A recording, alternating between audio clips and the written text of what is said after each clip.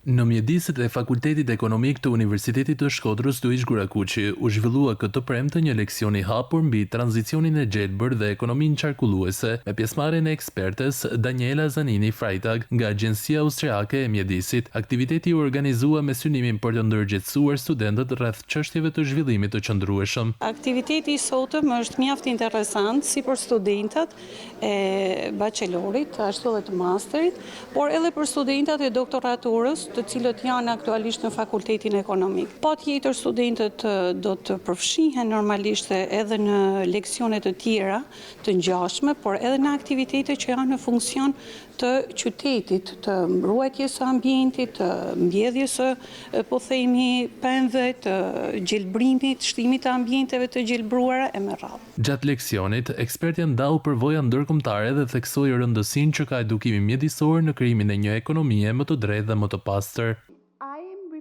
Ndikimi mjedisor ka një efekt të madh në mënyrë të veçantë në ekonominë qarkulluese të një vendi.